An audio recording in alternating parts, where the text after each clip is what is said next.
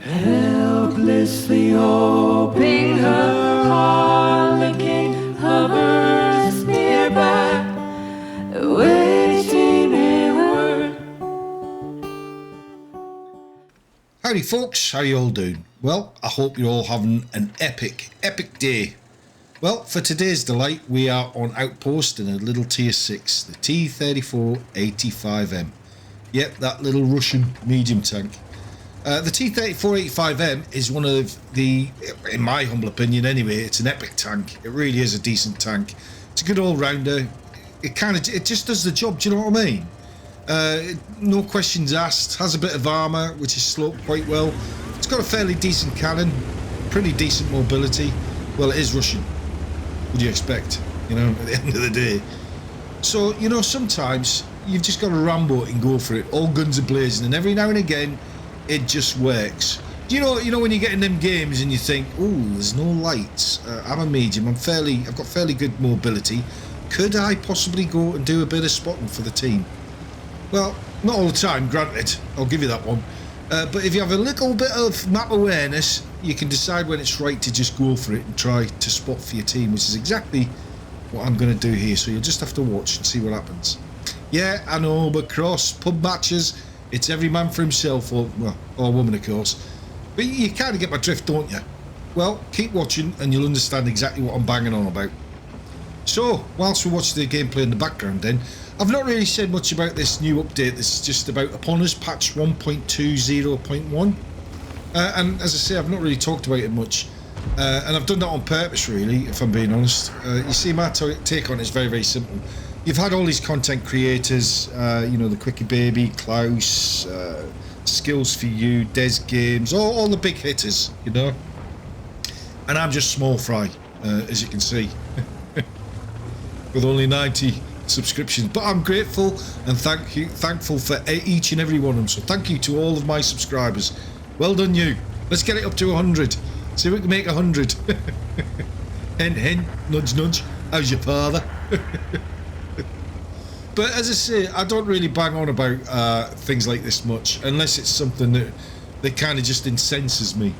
But my take on it is very, very simple. And I'm not going to go into the whys and wherefores of all the different elements of it, because everybody's banged on about that forever and a day. But to me, this is my take on it. Wargaming, who are a business at the end of the day, let's be honest, they want to make cold hard cash, which generates from you and me. And without us, there wouldn't be any welder tanks, would there? You know? Do you know what I mean? Without you and I dipping into our pockets and our wallets, there wouldn't be any wargaming. And there certainly wouldn't be any more spending countless hours of getting frustrated and annoyed at how bad this game can really treat you. But overall, we still keep coming back though, don't we?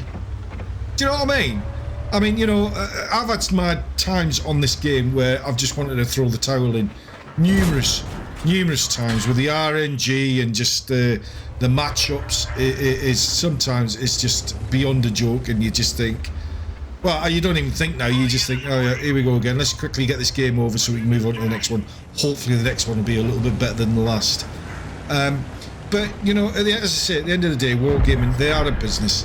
Now, just to try and put this into a little bit of context, if you like.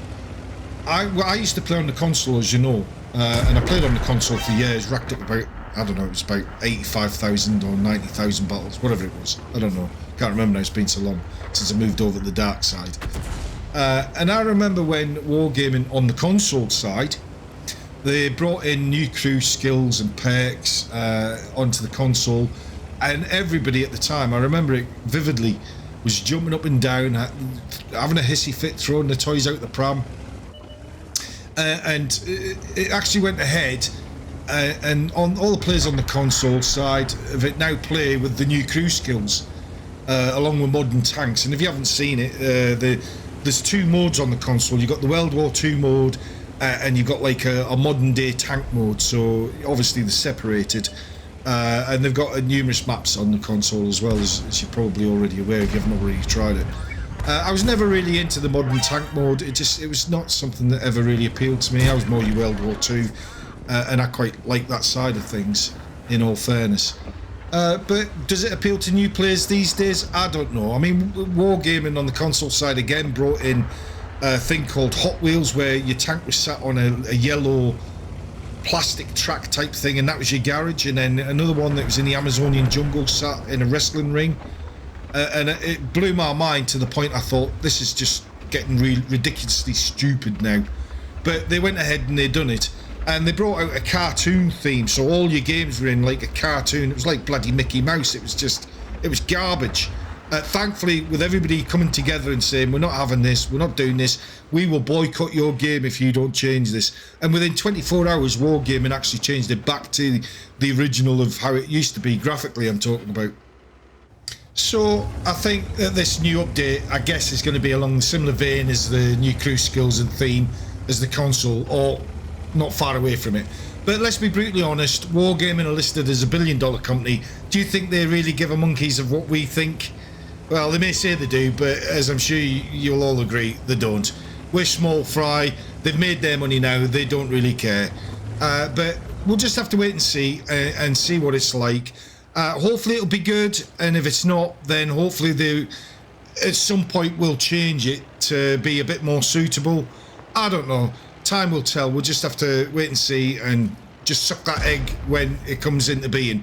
But anyway, we're coming to the end of the game. We're just about to cap out, and we'll go to the end plate and you'll see how we did in this game. Now, I managed to get my first mark of excellence in this game. But anyway, let's go to the end plates and let's see how we got on. So we managed to do a bit of spotting, got a bit of assisted damage, got our first mark of excellence, and yeah, we did okay. Anyway guys, I'll call it there. Have a wonderful, wonderful, epic day, and I'll catch us all in the next one. Take care. Bye bye.